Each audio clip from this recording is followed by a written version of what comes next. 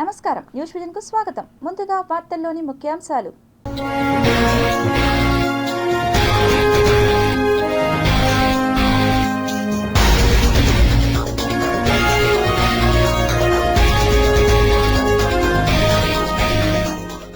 దేశంలోని ప్రతి మూలలో మోహరించనున్న బ్రహ్మాస్త్ర, త్వరలో రాబోతున్న S-400 కొత్త బ్యాచ్. ఏపీ కేబినెట్ కీలక నిర్ణయం, ఒక్కో కుటుంబానికి 25 లక్షల ఉచిత వైద్యం. వైఎస్ఆర్సీపీ న్యూసెన్స్ చేస్తే జైలులో వేస్తాం, డ్రామాలాడితే తడాకా చూపిస్తాం, సీఎం చంద్రబాబు వార్నింగ్. తిరుమల నడకదారిలో ఇనుప కంచె ఏర్పాటు చేయండి, హైకోర్టు సంచలన ఆదేశాలు. కాణిపాకం శ్రీ వరసిద్ధి వినాయక స్వామి వారికి టీటీడీ చైర్మన్ పట్టు వస్త్రాల సమర్పణ, వేడుకగా బ్రహ్మోత్సవాలు.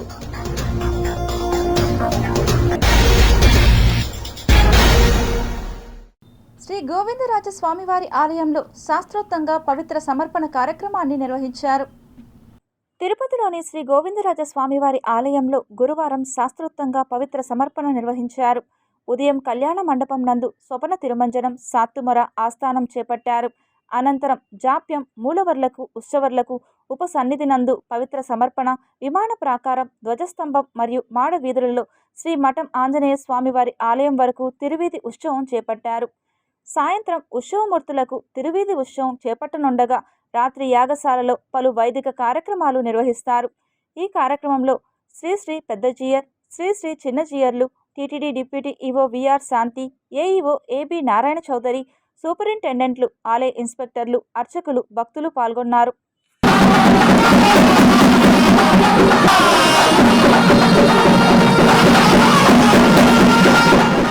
కాణిపాకం శ్రీ వరసిద్ధి వినాయక స్వామి వారికి టీటీడీ చైర్మన్ పట్టు వస్త్రాలను సమర్పించారు. కాణిపాకంలోని శ్రీ వరసిద్ధి వినాయక స్వామివారి బ్రహ్మోత్సవాలను పురస్కరించుకుని గురువారం టీటీడీ తరపున టీటీడీ చైర్మన్ బిఆర్ నాయుడు పట్టు వస్త్రాలు సమర్పించారు. కాణిపాకంలో గురువారం శ్రీ వరసిద్ధి వినాయక స్వామివారి తిరు కళ్యాణం సందర్భంగా టీటీడీ తరపున పట్టు వస్త్రాలను అందజేశారు. ప్రతి ఏడాది బ్రహ్మోత్సవాల్లో పట్టు వస్త్రాలు సమర్పించడం సాంప్రదాయం. ముందుగా ఆలయం వద్దకు చేరుకున్న టీటీడీ చైర్మన్కు ఆలయ ఈవో పెంచల కిషోర్ కుమార్, ఏఈఓ రవీంద్రబాబు, అర్చకులు సాంప్రదాయబద్ధంగా స్వాగతం పలికారు. మంగళ వాయిద్యాల నడుమ ఊరేగింపుగా ఆలయ ప్రదక్షిణం చేసి గర్భాలయంలో స్వామివారికి వస్త్ర సమర్పణ చేశారు. దర్శనానంతరం వేద పండితులు వేద ఆశీర్వచనం చేశారు. ఆలయ అధికారులు తీర్థ ప్రసాదాలు అందించారు. శ్రీ వెంకటేశ్వర స్వామి తరపున ఈరోజు ఈ స్వామివారికి పట్టు వస్త్రాలు తీసుకురావడం జరిగింది. నాకు ఈ కాణిపాకం వరసిద్ధి వినాయక ఆలయం ఏదైతే ఉందో, నా చిన్నప్పటి నుంచి నేను ఈ ఆలయానికి వచ్చేవాడిని. ఆ రోజులు తలుచుకుంటే ఈరోజుకి ఈ యొక్క దేవాలయం ఏదైతే ఉందో చాలా అభివృద్ధి చెందింది. నిజంగా కూడా ఇంత అభివృద్ధి చెందుతుందని చెప్పి మేము ఏనాడు ఊహించలేదు. దానికి తిరుమల తిరుపతి దేవస్థానం నుంచి వినాయకుల వారికి పట్టు వస్త్రాలు నేను తీసుకొస్తానని నా జీవితంలో అనుకోలేదు. ఇదంతా కూడా శ్రీ వెంకటేశ్వర స్వామి యొక్క మహిమ. ఈరోజు నాకు ఈ అవకాశం వచ్చినందుకు శ్రీ నారా చంద్రబాబు నాయుడు గారికి, అదేవిధంగా నాతో పాటు ఉన్నటువంటి మా బోర్డు సభ్యులందరికీ కూడా ధన్యవాదాలు తెలియజేసుకుంటూ, ఈ అవకాశం ఇచ్చినటువంటి ప్రతి ఒక్కరికి నమస్కారాలు తెలియజేసుకుంటూ ఓం నమో వెంకటేశ్వర. రాష్ట్ర ప్రభుత్వం చేపట్టిన నక్ష రీసర్వే కార్యక్రమం పారదర్శకంగా నిర్వహించాలని నగరపాలక సంస్థ కమిషనర్ ఎన్ మౌర్య అధికారులకు సూచించారు.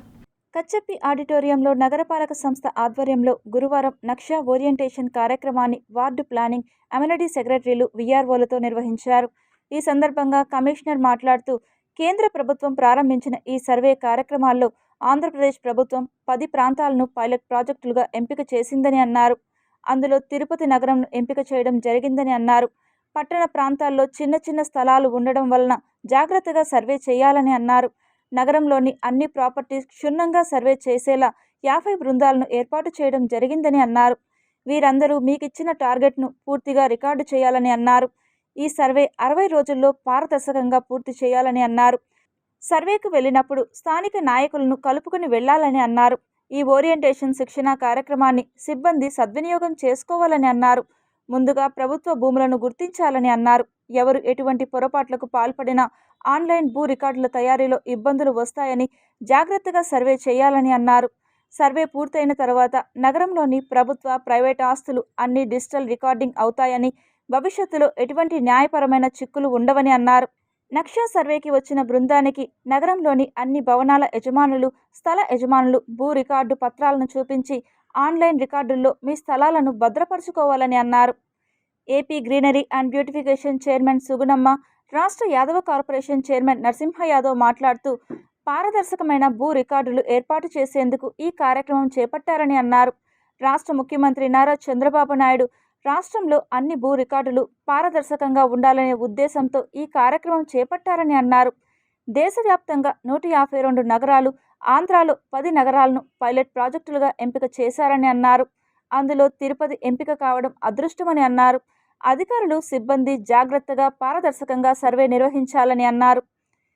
ఇది నక్షా మనము it is not a state programme.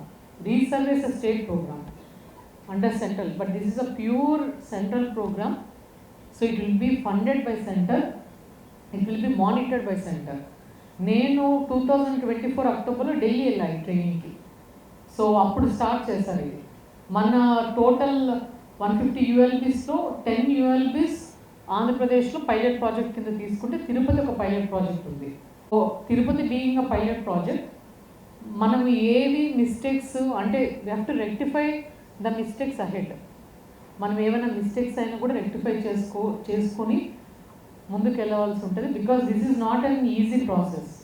Resurvey మీరు ఇంతవరకు అర్బన్ రీసర్వే చేసి ఉండరు. ఎంతమంది చేస్తారు రీసర్వే? ఎంతమంది పార్టిసిపేట్ చేశారు? ఈ పైలట్ ప్రోగ్రాం ద్వారా పట్టణ భూ రికార్డులు ఖచ్చితంగా తాజాగా ఉంచడం, పట్టణ పౌరులను శక్తివంతం చేయడం, నివాస సౌలభ్యాన్ని పెంపొందించడం, మెరుగైన పట్టణ ప్రణాళిక సాధించడం మన ప్రధాన ఉద్దేశం. ఈ నక్షా ప్రోగ్రాం ద్వారా మన యొక్క ఆశయం. దానికి మరి ఈ రోజున దేశవ్యాప్తంగా కూడా 152 నగరాలను ఎంపిక చేసుకొని ఒక పైలట్ ప్రాజెక్టుగా 1 సంవత్సర కాలంలో పూర్తి చేసుకోవాలనేది ఈ ప్రోగ్రాం యొక్క ఆశయం. ఏపీలోని తాజా రాజకీయ పరిణామాలపై ముఖ్యమంత్రి చంద్రబాబు ప్రత్యేక మీడియా సమావేశం నిర్వహించారు. ఈసారి డిఫరెంట్గా, ఫుల్ ఖుషీగా, నవ్వుతూ హుషారుగా ప్రెస్ కాన్ఫరెన్స్లో మాట్లాడారు. గతంలో ఎన్నడూ లేని విధంగా వైసీపీపై కన్నెర్ర చేశారు. జగన్ టార్గెట్గా పలు ఇంట్రెస్టింగ్ కామెంట్స్, వార్నింగ్లు ఇచ్చారు. ప్రధానంగా వైసీపీ ప్రతిపక్ష హోదా అంశంపై ఏపీ సీఎం చంద్రబాబు కీలక వ్యాఖ్యలు చేశారు. ప్రతిపక్ష హోదా ఎప్పుడు ఇస్తారో, ప్రజాస్వామ్యం అంటే ఏంటో తెలుసుకోవాలని మాజీ సీఎం జగన్కు సూచించారు. వైసీపీ అసత్య ప్రచారాలపైన సీఎం చంద్రబాబు సీరియస్ వార్నింగ్ ఇచ్చారు. ఇక 2 రోజుల క్రితం పులివెందుల పర్యటనలో ఉల్లి, చీనీ పంటల రైతుల సమావేశంలో మాజీ సీఎం జగన్ చేసిన కామెంట్స్పై చంద్రబాబు ఫైర్ అయ్యారు. గత ప్రభుత్వంలో పులివెందులకు నీళ్లు కూడా ఇవ్వలేకపోయారంటూ జగన్పై సెటైర్లు వేశారు. డ్రామాలాడితే తడాక అంటే ఏంటో చూపిస్తామని హెచ్చరించారు. మొత్తంగా ఏపీ సీఎం చంద్రబాబు డిఫరెంట్ స్టైల్లో ప్రెస్ మీట్ నిర్వహించారు. ఎప్పుడూ కూల్గా మాట్లాడే చంద్రబాబు గతానికి భిన్నంగా వార్నింగులతో మాస్ లీడర్లా మారిపోయారు. అదే సమయంలో కొందరు వైసీపీ నేతలు కావాలని రెచ్చగొడితే రెచ్చిపోవద్దని, సంయమనం పాటించాలని టీడీపీ వర్గాలకు సూచించారు సీఎం చంద్రబాబు. అలిపిరి నుంచి తిరుమలకు వెళ్లే నడకదారిలో శ్రీవారి భక్తులను వన్యమృగాల దాడుల నుంచి కాపాడేందుకు తీసుకోవాల్సిన చర్యలపై హైకోర్టు కీలక ఆదేశాలు జారీ చేసింది. Wild life institute of India WII అటవీ శాఖ టీటీడీ అధికారుల సంయుక్త కమిటీ చేసిన సిఫార్సులను నవంబర్లోగా అమలు చేసేందుకు చర్యలు తీసుకోవాలని టీటీడీ ఈవోకి హైకోర్టు స్పష్టం చేసింది. సిఫార్సులను ఏ మేరకు అమలు చేశారో తేల్చే బాధ్యతను సంయుక్త కమిటీకి అప్పగిస్తామని చెప్పింది. మరోవైపు చిరుత దాడిలో మరణించిన చిన్నారి తల్లిదండ్రులకు మరో 15 లక్షల రూపాయల పరిహారం ఇచ్చే అంశాన్ని పరిశీలించాలని టీటీడీకి సూచించింది. తదుపరి విచారణను డిసెంబర్ 24కు వాయిదా వేసింది. వన్యప్రాణుల దాడుల నుంచి భక్తులను కాపాడేందుకు అలిపిరి నుంచి తిరుమల వరకు నడకదారిలో ఇరువైపులా ఇనుప కంచె ఏర్పాటు చేసేలా రాష్ట్ర ప్రభుత్వం టీటీడీ అటవీశాఖ అధికారులను ఆదేశించాలని కోరుతూ 2023లో హైకోర్టులో పిల్ దాఖలైంది. టీటీడీ తరపు న్యాయవాది వాదనలు వినిపిస్తూ నడక మార్గంలోకి వన్యప్రాణులు ప్రవేశించేందుకు అవకాశం ఉన్న చోట్ల కంచె ఏర్పాటు చేశామన్నారు. వాదనల అనంతరం తిరుమల నడకదారి భక్తుల రక్షణకు చర్యలు చేపట్టాలని ధర్మాసనం సూచించింది. అలిపిరి నడక మార్గంలో ఇరువైపులా ఇనుప కంచె ఏర్పాటు చేయాలని ఆదేశించింది. ఈ ఏడాది నవంబర్లోగా అమలు చేయాలని హైకోర్టు టీటీడీ అటవీశాఖను ఆదేశించింది. అంకురార్పణతో తిరుచానూరు శ్రీ పద్మావతి అమ్మవారి వార్షిక పవిత్రోత్సవాలు ప్రారంభమయ్యాయి. తిరుచానూరు శ్రీ పద్మావతి అమ్మవారి వార్షిక పవిత్రోత్సవాలకు గురువారం సాయంత్రం శాస్త్రోక్తంగా అంకురార్పణ నిర్వహించారు. ఆలయంలో సెప్టెంబర్ 5 నుంచి 7వ తేదీ వరకు 3 రోజుల పాటు పవిత్రోత్సవాలు జరగనున్నాయి.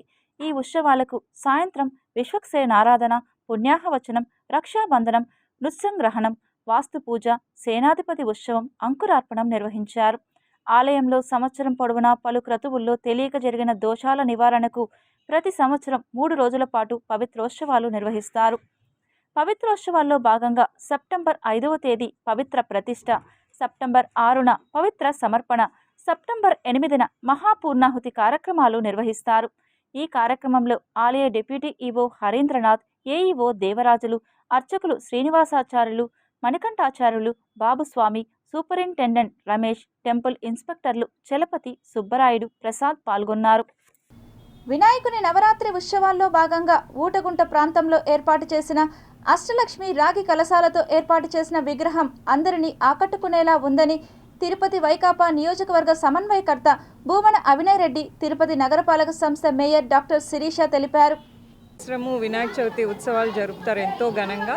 కానీ ఈ సంవత్సరము ఇంకా ఎంతో విశిష్టమైంది. ఎందుకంటే ఇక్కడ ఊటగుంట ప్రాంతంలో దాదాపు ఈ సంవత్సరంతో 25 సంవత్సరాల నుంచి వాళ్ళు ప్రతి సంవత్సరము వినాయక చవితి ఉత్సవాలు ఇక్కడ వినాయకుని ఏర్పాటు చేసుకొని 5 రోజుల కాంచి 7 రోజులు 9 రోజులు ఇలా ప్రతి సంవత్సరము ప్రతిరోజు ఏదో ఒక సాంస్కృతిక కార్యక్రమాలు అందరినీ ఇక్కడ ఉండే ఊటగుంట చుట్టుప్రక్కల ఉండే ప్రాంతాల ప్రజలను అందరినీ కూడా ఇక్కడికి తీసుకురావడం, అందరి మధ్య ఐక్యత, కుల మత పెద్ద చిన్న లేకుండా అందరూ ఇక్కడ వినాయక చవితి ఉత్సవాలు జరుపుకోవడం చాలా సంతోషం.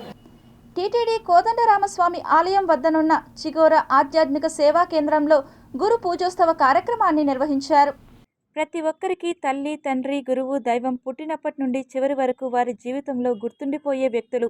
వీరిలో ప్రధానంగా గురువు వారి జీవితాన్ని అత్యున్నత స్థాయికి చేరేలా దోహదపడే శక్తి అంటూ హాజరైన అతిథులు ఉపాధ్యాయుని పాత్రను కొనియాడారు.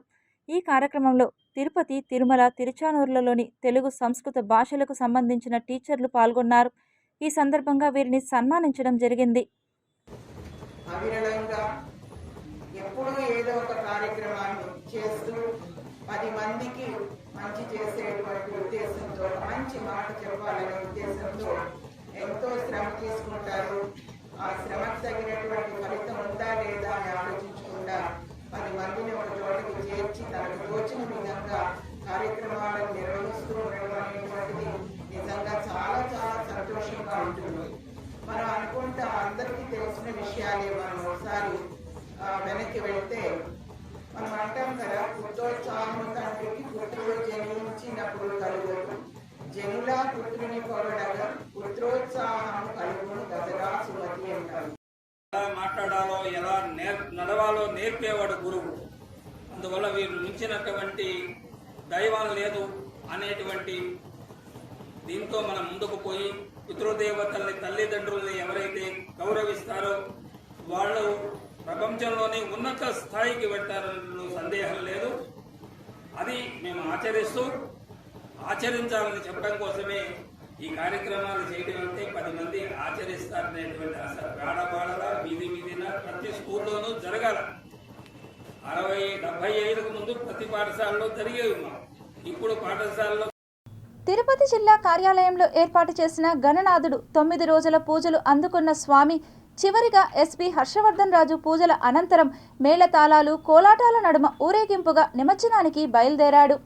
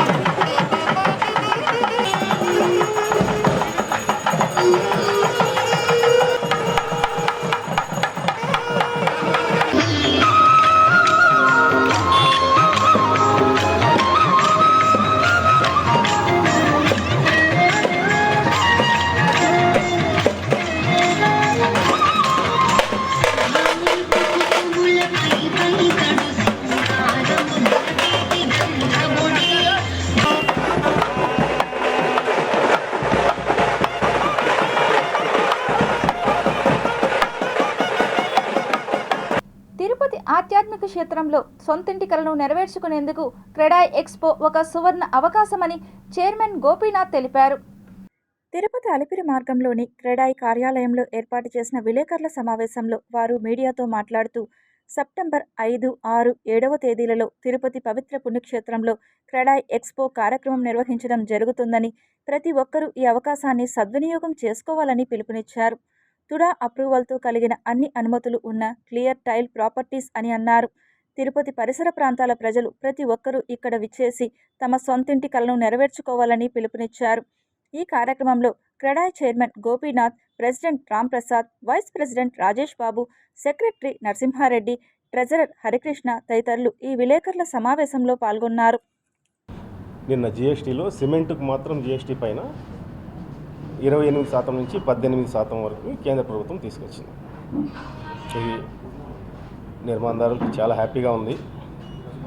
అలాగే మిగతా విషయాలైన బ్యాంక్ ఇంట్రెస్ట్ రేట్లు కానీ, జిఎస్టీలు కానీ,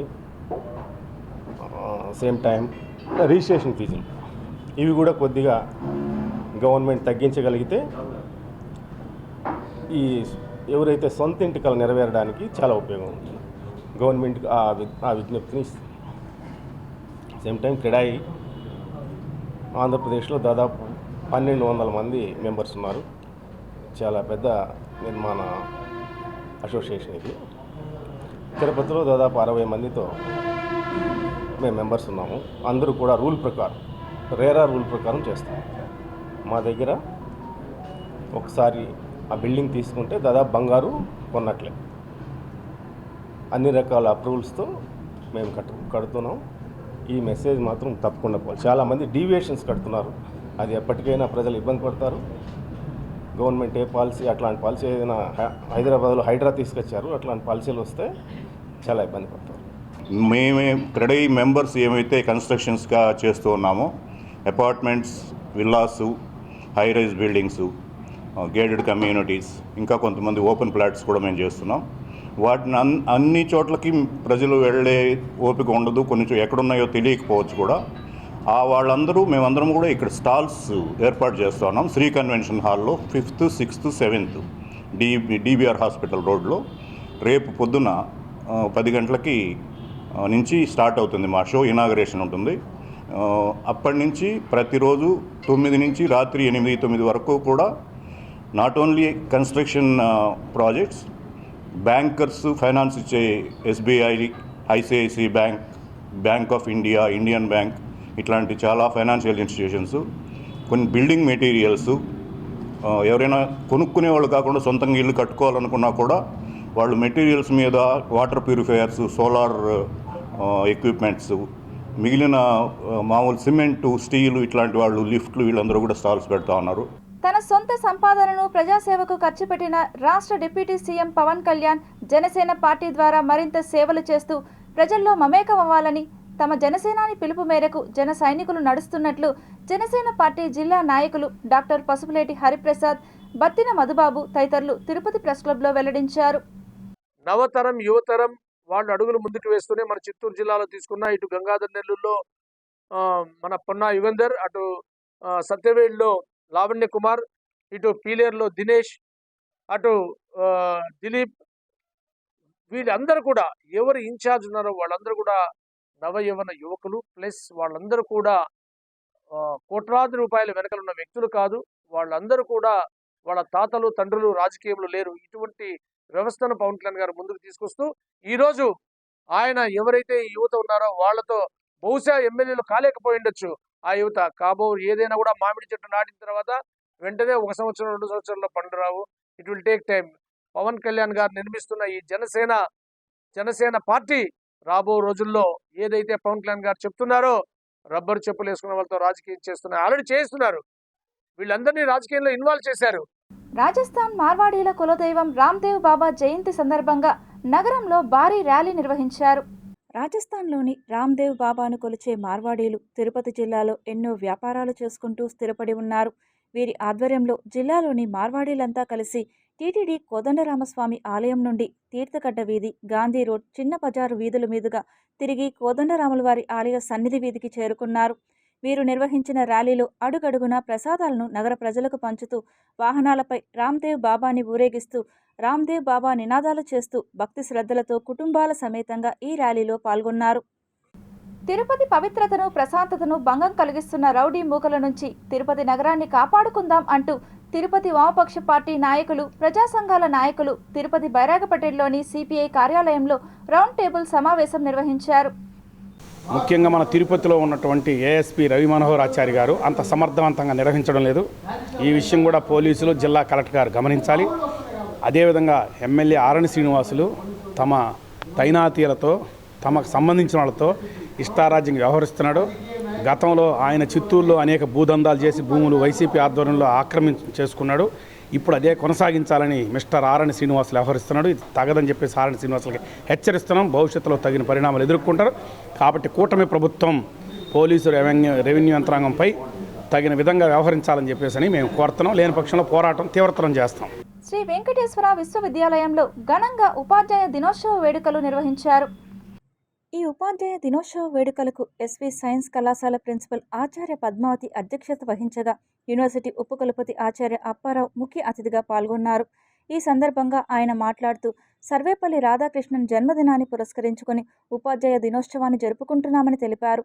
ప్రతి గురువు తాను కరుగుతూ వెలుగులు నింపే క్యాండిల్ లాంటి వారని ఈ సందర్భంగా ఆయన అబ్దుల్ కలాం మాట్లాడిన మాటలను గుర్తు చేసుకున్నారు. Receiving scholarships throughout his academic journey, Dr. Radhakrishnan was an excellent student and went on to become a great scholar and philosopher. He held several prestigious academic positions during his career. He served as King George V Chair of Mental and Moral Science at the University of Calcutta, the Spalding Chair of Eastern Religion and Ethics at Oxford University. Tirumala శ్రీవారిని ప్రముఖ బాలీవుడ్ సినీ నటి శ్వేతా పరాశర్ దర్శించుకుని మొక్కులు చెల్లించుకున్నారు. తిరుమల శ్రీవారిని నైవేద్య విరామ సమయంలో బాలీవుడ్ నటి శ్వేతా పరాశర్ శ్రీవారిని దర్శించుకుని మొక్కులు చెల్లించుకున్నారు. ఆలయ అధికారులు వీరికి దర్శన ఏర్పాట్లు చేయగా రంగనాయక మండపంలో అర్చకులు వేద ఆశీర్వచనాలతో తీర్థ ప్రసాదాలు అందజేశారు. ఇప్పుడు కొన్ని సంక్షిప్త వార్తలు చూద్దాం. డయేరియా బాధితులను పరామర్శించిన కాంగ్రెస్ నేతలు. రేణిగుంట మండలం గుత్తివారిపల్లి గ్రామం నందు త్రాగునీరు కలుషితం కావడంతో సుమారు 40 మంది డయేరియాతో బాలాజీ మెడికల్ కాలేజీ నందు చికిత్స పొందుతున్నటువంటి డయేరియా బాధితులను తిరుపతి జిల్లా డీసీసీ అధ్యక్షులు బాలగురువం బాబు, శ్రీకాళహస్తి నియోజకవర్గ కాంగ్రెస్ పార్టీ సమన్వయకర్త తలపా దామోదరం రెడ్డి హాస్పిటల్ను సందర్శించి వారిని పరామర్శించడం జరిగినది. డీసీసీ అధ్యక్షులు బాలగురువం బాబు, శ్రీకాళహస్తి నియోజకవర్గం కాంగ్రెస్ పార్టీ సమన్వయకర్త తలపా దామోదరం రెడ్డి హాస్పిటల్ వద్ద వైద్యులతో మరియు హాస్పిటల్ సూపరింటెండెంట్తో డయేరియా బాధితులకు మెరుగైన వైద్యం అందించాలని, అదేవిధంగా బాధితులతో మాట్లాడి వారికి కాంగ్రెస్ పార్టీ తరపున అన్ని విధాలుగా సహాయ సహకారాలు ఉంటాయని వారికి భరోసా కల్పించడం జరిగినది. ఈ కార్యక్రమంలో శ్రీకాళహస్తి మండల అధ్యక్షులు సురేందర్ రెడ్డి, శ్రీకాళహస్తి మండల యువజన అధ్యక్షులు నవీన్, రేణిగుంట మండల యువజన అధ్యక్షులు ఆసిఫ్, రేణిగుంట మండల ఓబీసీ అధ్యక్షులు నగేష్, తేజ తదితరులు పాల్గొన్నారు. వార్తలు ముగించే ముందు ముఖ్యాంశాలు మరోసారి చూద్దాం.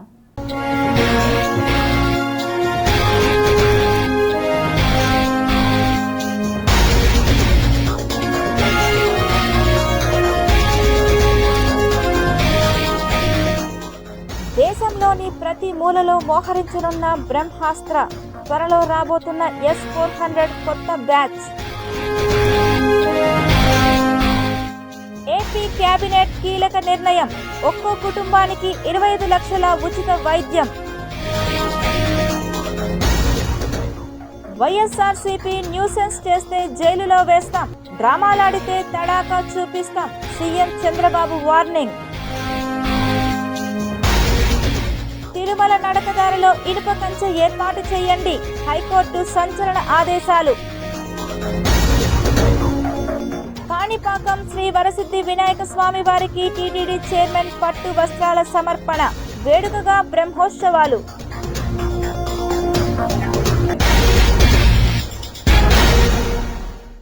ఈ వార్తలు ఇంతటితో సమాప్తం. సమగ్ర సమాచారంతో న్యూస్ విషయంలో మళ్ళీ కలుద్దాం. అంతవరకు సెలవు, నమస్కారం.